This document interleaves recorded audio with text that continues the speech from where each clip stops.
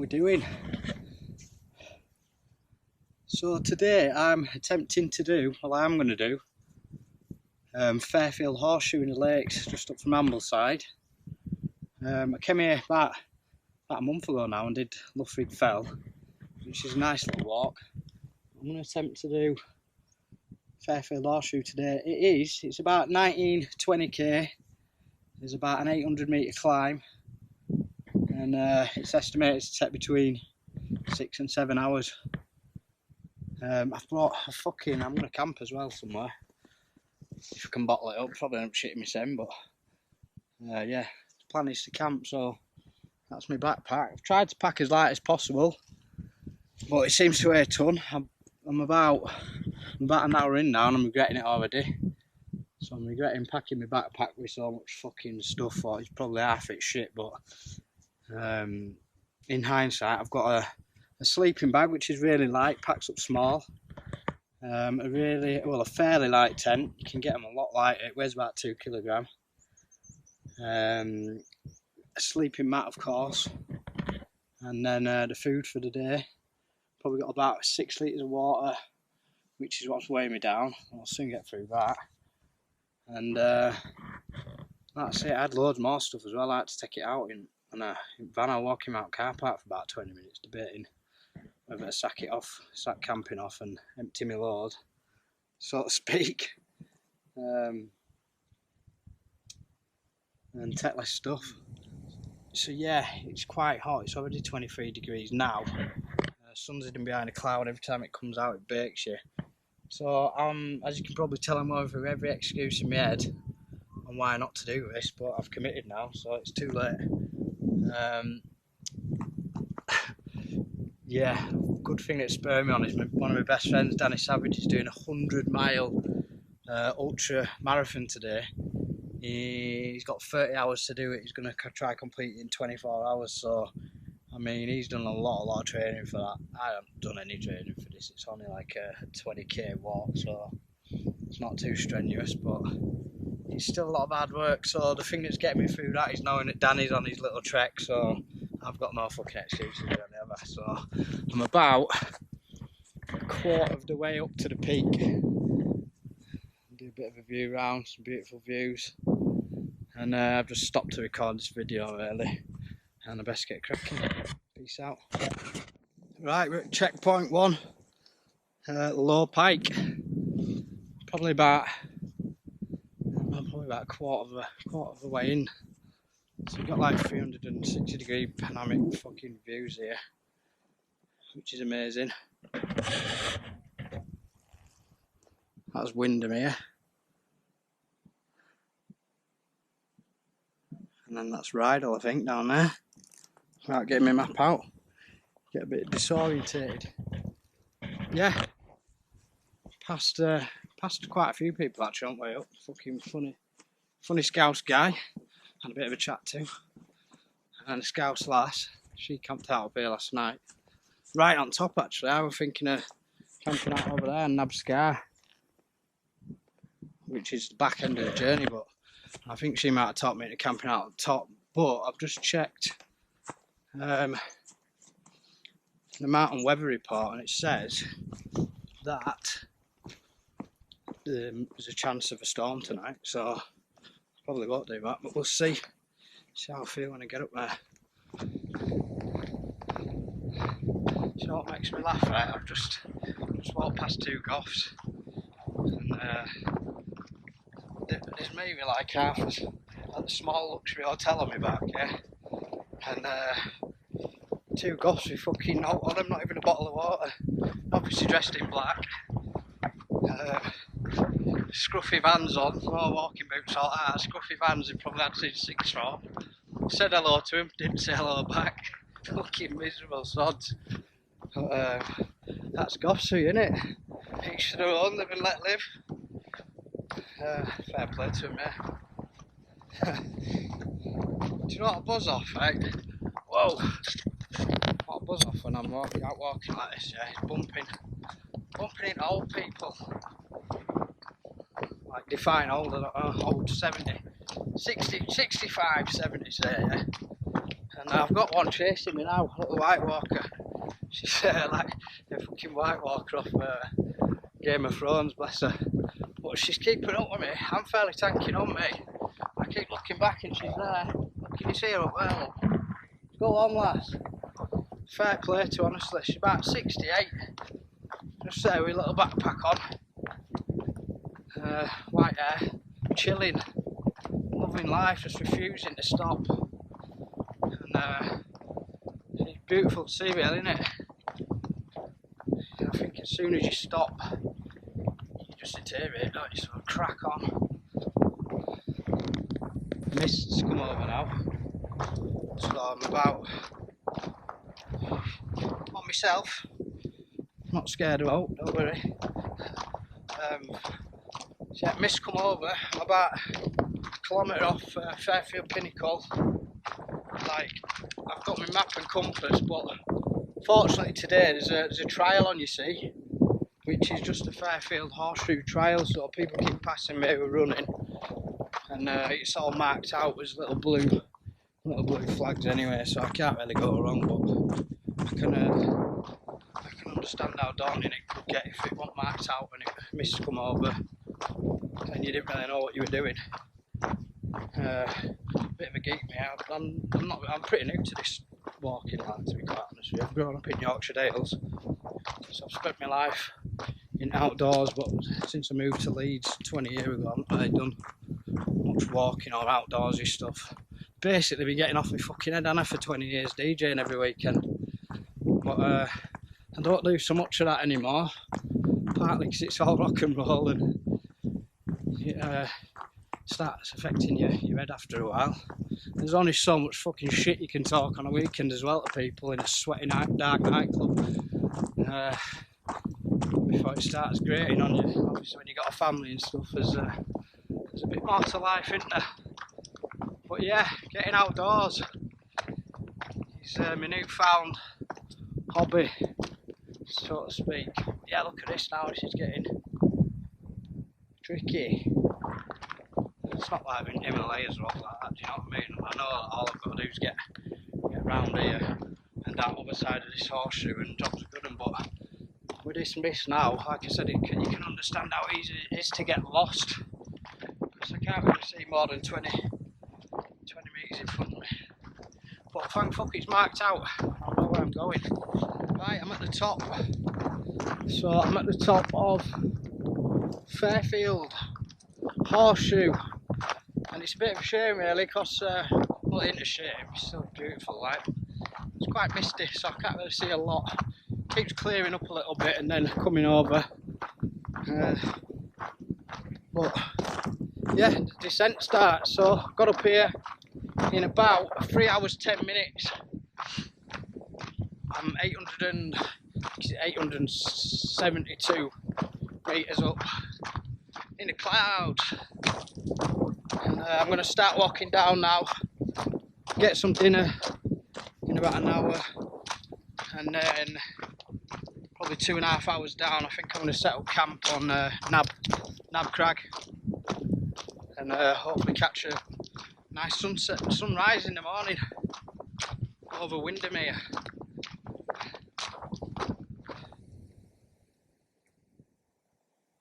Starting to clear out a little bit now.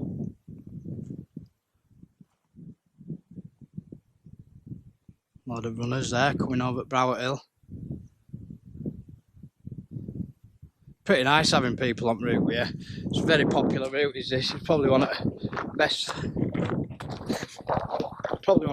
routes in Lake District. My mate Ben, who's one of the best fell runners in the world, basically. He recommended this route. He said it's his favourite. Quite a few people recommend it actually, so ticking it off my list. But yeah, it's beautiful so far. Get a good bird's eye panoramic view of quite a lot of peaks from up here. Obviously it's not as high as Scarfield Pike, but it's all good, isn't it? It's all good. So yeah, this is clearing out really well over here now, and that's where I'm heading. A few sheep chilling, eating grass. living a dream. Voices behind me, look. Go on, lad. Stopped off for a little bite to eat. I've had my pasta that I made last night. Well, I didn't make it, I lasted. Yeah, banging mozzarella pasta. And then these little things here, look, I don't know if you can see that, remnants of a chocolate baklava off Leeds Market, and I'm not even joking. I've posted about these before on Instagram. Get your send out of Leeds Market, get a chocolate baklava as soon as you walk in on that entrance opposite Hip Store, is it? Chocolate baklavas. Look at that. I mean, I've demolished half of that. I've had two, but fucking best thing on planet Earth. I'm not even joking. If you're into chocolate, if you're a little chocolate fiend like me, chocolate baklava at Leeds Market, go see him. He'll even give you a free olive and a free Turkish delight. He's a geezer. So yeah, shout out to the baklava man on Leeds Market. Stumbled upon a little bog. Might do a little bit of Wim Hof in that. You know, if you went in there, you wouldn't come out, would you? You know when you were a kid, yeah, you always thought quicksand were going to be a bigger problem than it has been in your life, hasn't it? You know what I mean? You always had this, I did, vision of coming across sinking fucking quicksand one day, but I think that's it there, look. If I got in that now, I'd be dead, wouldn't I? That lady, hey, someone scored, England have scored. That white walker had walked past and my head would just be about to be submerged and my fucking little hand like that, save me. Yeah, that's the bog. I might sack that Wim Hof idea off.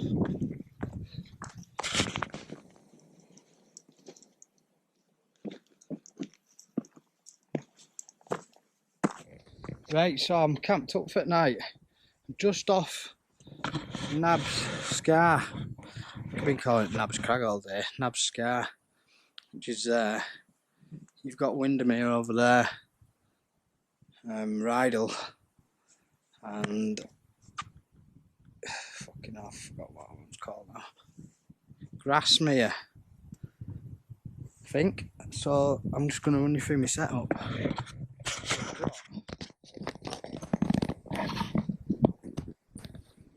A little 2-man tent that folds up into your camping bag, into your backpack, sorry. That is from Go Outdoors, 100 quid, which is an absolute bargain. It weighs 2 kilograms, so it's not the lightest. You can pay like up to 600 quid for a ridiculously light one, but it weighs 2 kilograms, which isn't too bad. It says it's a 2-man, it's a cosy 2-man, but it's better as a 1-man. There's me in there tonight. I've got a little inflatable sleeping mat off Amazon, 27 quid. Meant to be just as good as ones that you can pay up to 60 quid for. And then this Juta sleeping bag, which is a mummified sleeping bag, up to 0 degree. Proper good thing about this is I'm a proper geek, me. I like research shit before I buy it and like cross-reference stuff. Make sure you're spending your money right, because you pay twice. You buy fucking shit. You buy shit, you pay twice, so to speak. And this one stretches with you. It's proper stretchy. So as you're moving, it stretches and keeps you fairly warm. I tested it out for a week, so that's my setup. I'm on edge of a crag here. There's no drops either side. There's a wall there, and a little bit of hill there. But what a view that's going to be at morning. What a view it is going to be now. It's sunset in there and sun rising over there in east. So I'm just going to make a bit of food now and a coffee, because I haven't had a brew all day. So I've got a little OEX lightweight chair to sit on. Don't even notice that in your bag. And this little pocket rocket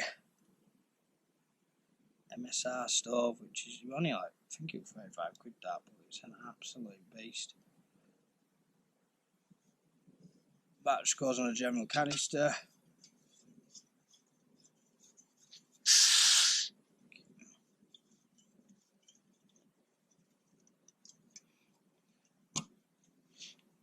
Flat.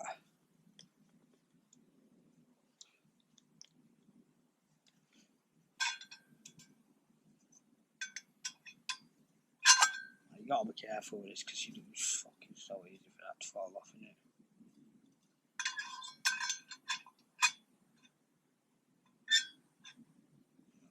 So what I want is this. I've got this little food packet here, which is a spice pork noodles, complete dehydrated meal, 510 calories per pack. Meant to be fairly decent, to be fair. You need 400 ml of water to cook that. So I'll get that on first, and while that's cooking, it takes about 15 minutes to make the brew.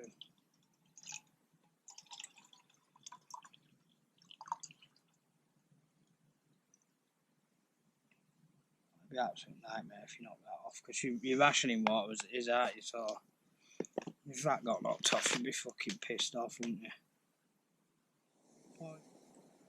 Watch this, it's like a fucking jet flame.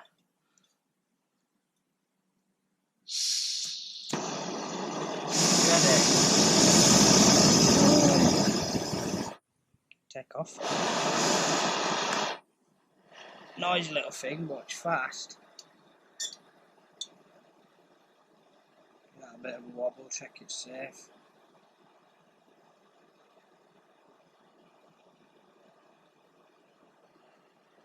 Prop it up with a bit of sheep shit.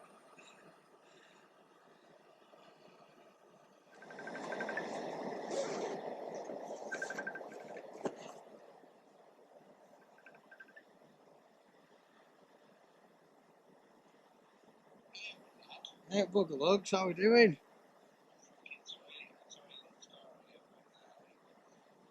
I've just set my fucking tent up here, look at that. Look out. Just making a brew. I'm fucking jealous, that kid. Call it, and then, yeah. Well, I've been jealous of you in Portugal for fucking 2 years now, you cunt, so you can fuck off. Yeah. How's life? No, I ain't got a beer, I'm having a coffee, I'm trying not to fucking drink, to be honest with you. I know what's up. So what, how long are you out there? You just doing night there? Lakes is sick, innit, right? It's unreal, isn't it? I've obviously been up here as a kid and that, but I've only just started appreciating that it's on your doorstep and I can just fuck off on myself. I'm trying to get a few lads together. Amazing. It's absolutely amazing. I came back to England, you know, we were in and out, like, but we spent like, honestly, bro, we spent about £2 grand, man. What, just while you're here? Yeah, mate, it's fucking insane, man. It's mad, isn't it? We're getting ripped off. Pints like fucking £6 anywhere. Even in Otley, which is a shit, like, it's a beautiful place, but it's full of fucking it's no one, you know what I mean? Like, there's no one, like, it's not fluent. Yeah. What's up? I'm ordering you a pizza, you fucking hungry cunt. Sounds like me, that. Ew, her. Yeah. I can't do. Fucking knock yours out and all. I can't do with waiting a fucking bout for shit. No, we're not. What am I doing? Ordering pizza, obviously, but doing my head in this. Pay someone, need to move money about, I'm not good at this technical shit. Right.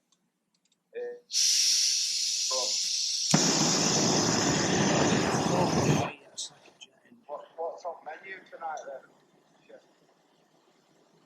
Spicy, dehydrated pork noodles, which are meant to be banging, and a fucking baklava off Leeds Market, which is banging, and then that's it, man. That's it. I'll go down and get a fucking bacon butty in the morning, mate. Just been on the phone to my mate Donny Keys in Portugal, had a little catch up. Happy days. Just need a spliff now, but I haven't smoked any weed for months, so that's out the card. And I haven't been on alcohol for 2 weeks now, so I ain't got any tinnies with me. Might just read a book or something, chill out, watch that sun go down. Yeah, what a day. Covered. It's probably about 17 kilometre, which isn't a lot, but it's enough. 6 hours out. set up here for the night, and then get down, wake up sunrise about 6:30, and then probably go get a bacon butty in Ambleside or something. Before heading back to back home. Take our lass out for a meal tomorrow night on Monday. It's my wedding anniversary today. I don't know how the fuck I managed to get up here on my wedding anniversary, but she's at a leaving do for her sisters, which I couldn't really. I needed some time alone, to be honest with you, so here we are doing this. Happy days, right? Catch you in a bit.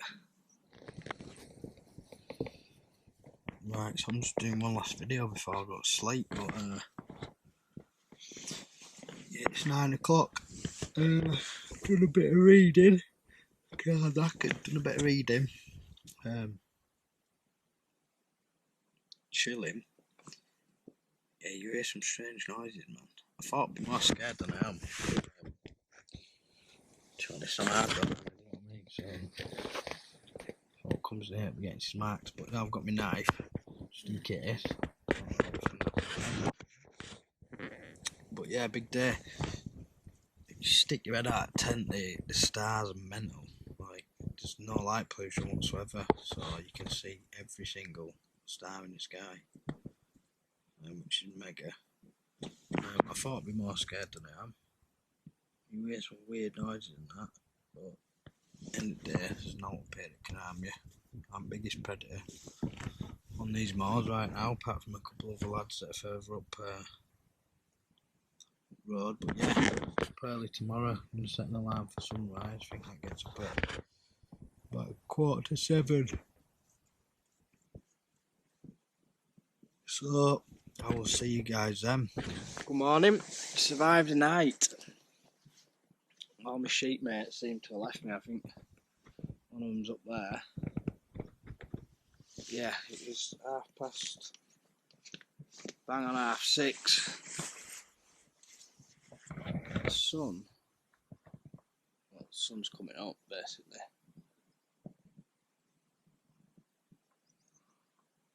We're up over them hills. Clouds look like a sea of clouds. That looks pretty damn cool. From up here. Moon is up there.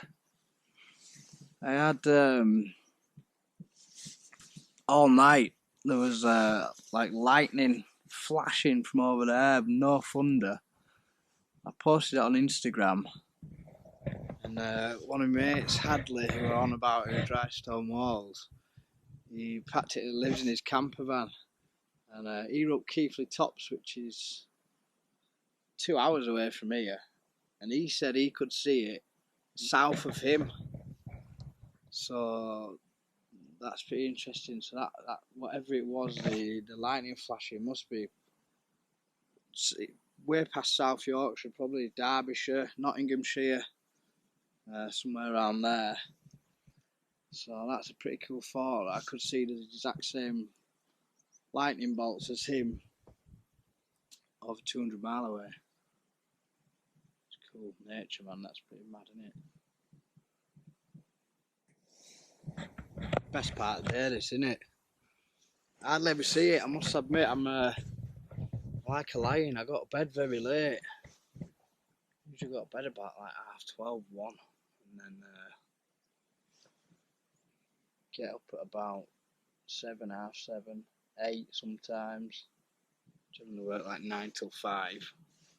But yeah, only time I've really seen crackers on over the years is coming out of nightclubs every weekend. Off your face. But yeah, I need to get in a better routine, don't I? Start seeing this sunrise a little bit more, because it's literally the best time of day, innit? Get to bed earlier. Kind of makes you appreciate this, doesn't it? Time to make some changes in life. I think that's what this is all about, really. Yeah, my mate Christy put a Facebook post the other day about death, and I don't want to get morbid at all, but yeah, just questioning death, and she kind of said she's not scared of dying, she's afraid of not living, which kind of makes sense. And I had to think about it. Like past 2019, I lost my nan, my dog, and one of my best mates, Jonesy, in space of 2 months. And then a couple of weeks later, my daughter was born. I brought life into this world, and like 2 months after moving house, and it was just a mad time, mad time. And 18 months later, my brother took his life. Bless him. And I couldn't process it at the time. I just blocked it out, shut everyone off. Fucking COVID were going on, and everything was pissing me off. Everyone just like fucking loss of mind to the corporate tyranny, really, looking back at it. And I was very outspoken about it. It's just crap watching everything crumble around you. And yeah, I was very outspoken about it, and it kind of started affecting me, just watching it all turn to shit, and everyone just walking blindly into the abyss. And looking back on it now, it had a big effect on my mental health, I'm not going to lie. And I know it's such a cliche now, everyone's got mental health problems, but fucking everyone has, because the world's just gone a bit crazy, hasn't it?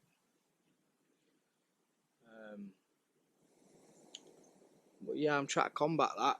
I'm conscious of it, conscious of what's going on around me, conscious of how I'm feeling, conscious of where I've been in life and where I want to be. And some major changes that are going to have to take place. I think this is part of it. It's getting out in nature, reconnecting, being at one with yourself. No sheep. Just finding some time alone to meditate. Everything on the internet's trying to tell me I've got ADHD, fucking bipolar disorder, which is probably some truth in that, but who wants to put a label on things, you know what I mean? Who wants to know you've got ADHD because you do this, you start up fucking businesses every 10 minutes and then you get bored of them real quick, or certain traits that I do, like spend a couple of grand on a saltwater fish tank and then master the hobby. And 2 months later, your mates come round and like, where's your fish tank gone? I fucking got bored of that, mate. On to the next thing. Classic traits of ADHD, but who wants to label? Who wants to put a label on things, you know what I mean? Everybody's different. You don't need to go seeking medical help and popping a load of pills because you're this and that. There's other ways around that in my mind, like, hello? Who's that? How are you doing? Yeah, there's other ways around it. Like finding stuff you're interested in, meditating, getting to bed early, which I need to do, getting up early, which I need to do, spending time with family, getting out in nature, reading stuff you're interested in. You know what I mean? All these are good for the mind, eating well, training, getting at a gym, which I don't do when I need to do. I've got a fucking gym membership but it never gets used. But yeah, this is part of it. I've been a bit of, obviously I've took drugs most of my adult life. From like 13 I started smoking weed, and then moving to Leeds to DJ and just being in and amongst that environment for coming up to 20 years now. Drugs every weekend, cocaine, ecstasy, amphetamines were bad for a while. Not too heavy, do you know what I mean? But it takes its toll. But more recently I've been experimenting with psychedelics, like mushrooms, great. Not acids, a bit too wild, but plant medicines like Bufo, Cambo. Bufo is a really interesting one, which we did a couple of months ago, which is the 5-MeO DMT, which I'll talk about. It's a venom of a Sonoran desert toad, and it's a relatively new concept, I suppose. There's no like history of people using it for thousands of years, like there is with other plant medicines like cannabis and psilocybin from the magic mushroom. It's quite a new concept, but it's the venom of a Sonoran desert toad, or a Colorado river toad they call it sometimes. It's the same species, but it produces glands in its cheeks of a neurotoxin. So if an animal tries attacking it or eats it, it lets off this neurotoxin, and I think the toxin actually kills the animal. But when we ingest it, when it's dried out, it sounds fucking crazy, doesn't it? But it's natural. When it dries out, you can smoke it, and tribes smoke it, and it gives you the most intense psychedelic trip, which lasts about half an hour. Very, very, very spiritual.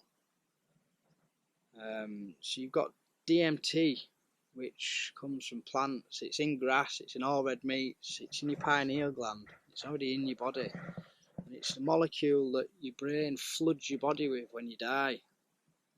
So when you get like a near-death experience, or when you see people pass through, like I watched my nan die in front of me, and she like reached out, took a last breath, and she just went somewhere. Do you know what I mean? You could see she went somewhere, and from that moment I believed in infinity and the afterlife, and that there's more going on in these realms that we live in. But yeah, so your body floods your mind, your pineal gland floods your mind with DMT the minute you die, and that is heaven. That's probably where you get to when you take these psychedelic molecules like DMT. But yeah, back to Bufo, 5-MeO DMT it's 6 times stronger than that. And we did it. A lovely lady comes up from London who holds the space. There were 3 of us at the time, 2 old friends of mine, and you smoke it. We did like an introductory dose, so to speak, and I just broke down. I started crying and released so much tension, and like a weight of the world had been lifted off your shoulder. And then the second time, in the same ceremony, we did a bigger dose, and I felt like I'd been catapulted into heaven, into heaven on a rocket ship. It was that first intense journey up there, which lasts about a few minutes, and then you're out.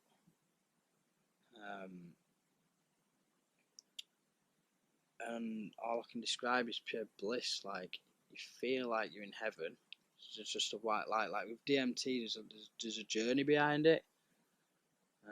It's very visual. But with this Bufo, which was a 5-MeO DMT, it's just instant. You're there. You're in this space, and you can't even put it into words. It's source. It's heaven. It's fucking sounds mad, doesn't it? But it's like you're there, part of the very structure of life.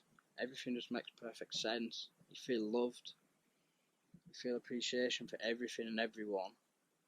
You feel just at one, connected to source, and it puts everything into perspective.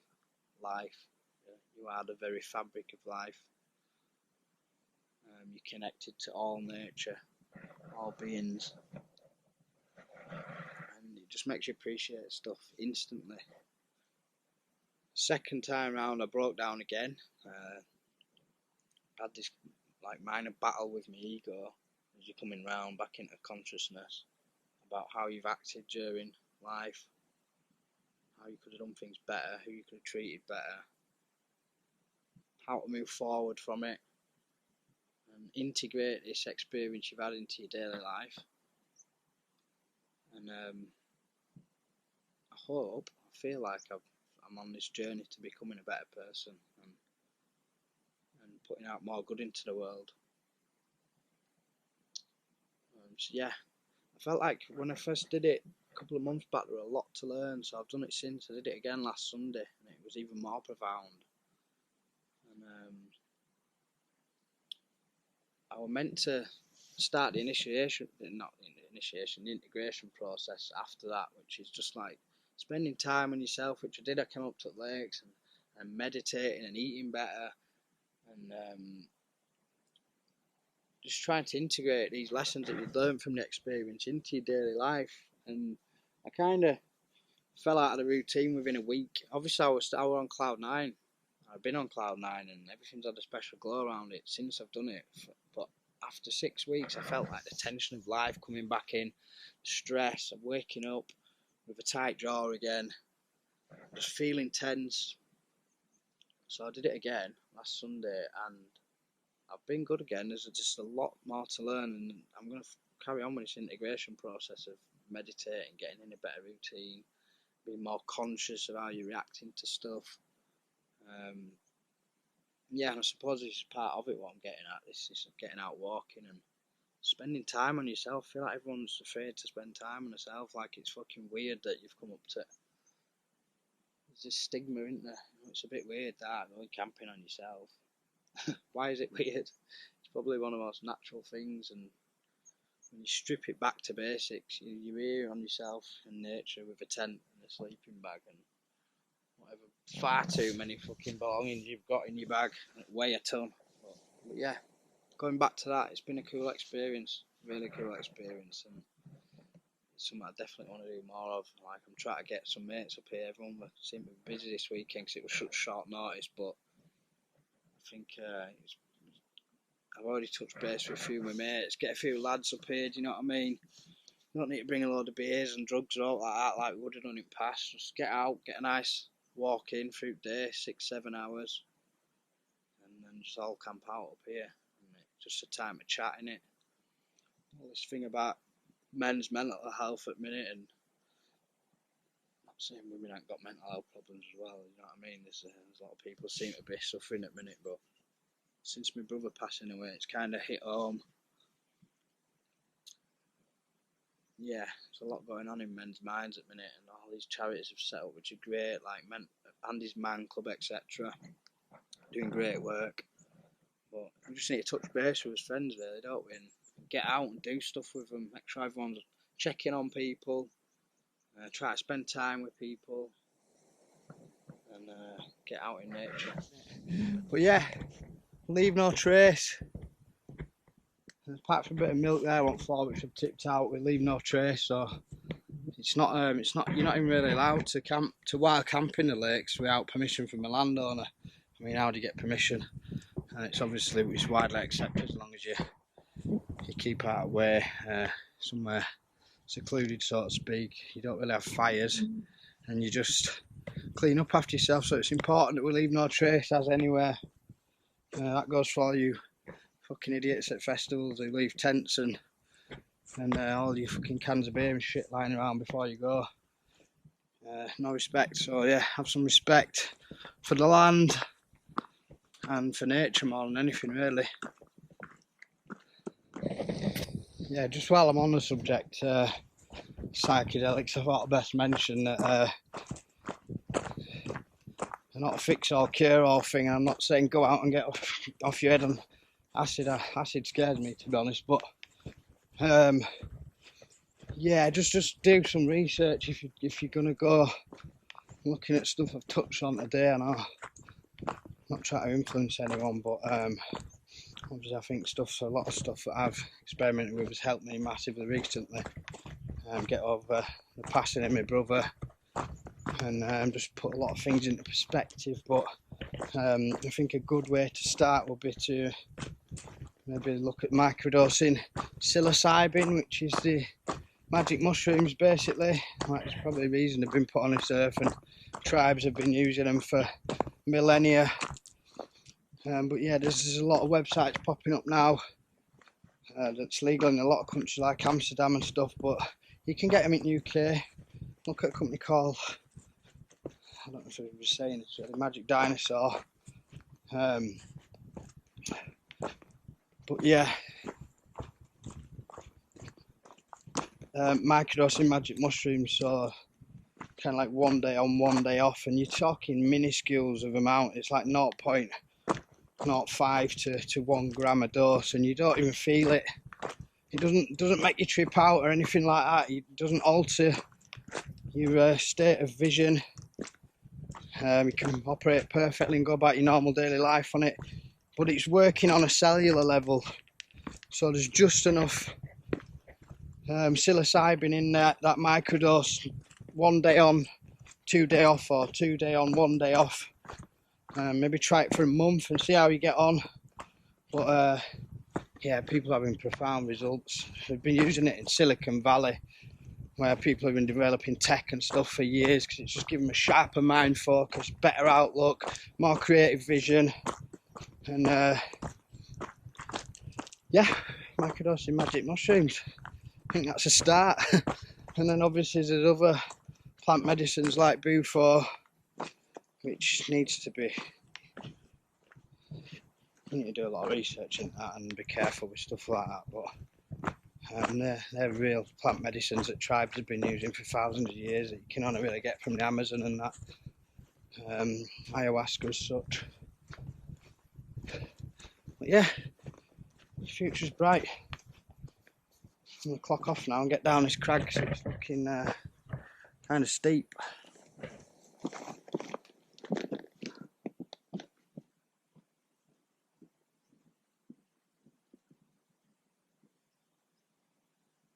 What a journey! It's been nice to spend some time on myself and reflect on stuff. And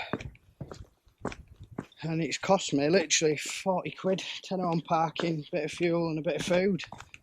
I stopped off and bought some extra gear that I needed, like a better head torch and stuff. But I mean, that you buy all that prior, it's a cheap little trip away, isn't it? Really, for 40 quid, you can't go wrong, can you? In terms of camping gear, I think my tent 100 quid. If people are wanting to know how much it costs to get into walking, my tent 109 quid, my sleeping bag 100 quid, and my sleeping mat were 27 quid. And then you've got other little bits like a head torch, etc. Maps, compass, probably about 350 quid, and a backpack which you can get off Facebook Marketplace for next to at least half price on what they cost in shops, and people are just buying them to go travelling with, and obviously thinking they're just plus to requirements and selling them when they get back. So 300-400 quid, 300-400 quid, depending on how much you want to spend on stuff, and you've got involved in quite a decent hobby. You can either just spend about 200-300 quid a week, and I'm out and about, getting off my head all the time. And it's funny because you look on my Facebook now, and all my old friends from clubbing scene are all getting into walking. So there's a lot of sesh heads trying to find a new kick in life when they get a little bit older, so it kind of makes sense really, because it's a good buzz getting up these hills.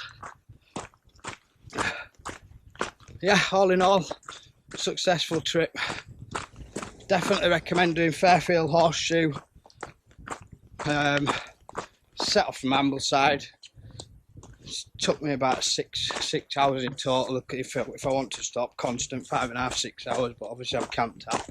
And I've done it in reverse. If you look on alltrails.com, which is where I plan my routes and look at other routes that people have done and recommended, or I've also signed up to OS Maps.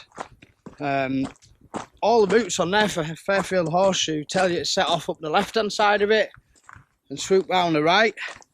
But if you read the review section, everyone's saying, nah, do it the other way, do it from the right round to the left, because you're kind of scrambling up, halfway up the right hand side of the horseshoe there, which is nice going up them rocks. It'd be a lot easier than coming down them.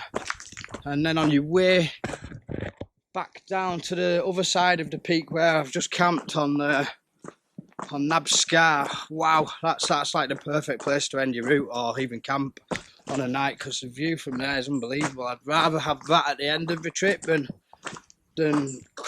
make that first ascent up there and you've instantly got that view of Windermere and that I've been banging on about all morning. But yeah, I'd rather have that at the end.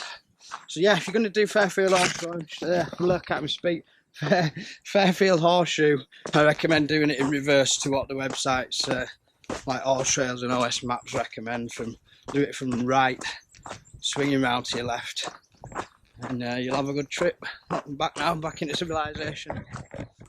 Some lovely houses around here, isn't there? It'd be mint to live around here, isn't there? But there's hardly any for sale. If you had an house here, you kind of wouldn't want to sell it, would you? But we're happy in Leeds. Just got back into Ambleside. I've had a sausage and egg butty, which were amazing, and breakfast smoothie. £13.95 is fucking extortionate, but well worth it after that. So yeah, thanks for watching. Obviously the first video I've done like this. Probably fucking boring as fuck to some people, but you know, you watch these YouTube videos, don't you? You sit there for like 45 minutes watching someone ramble on, and it's pretty interesting. So hopefully there's been some half decent content, and you've enjoyed watching it. Might do another, might not, we'll see, yeah.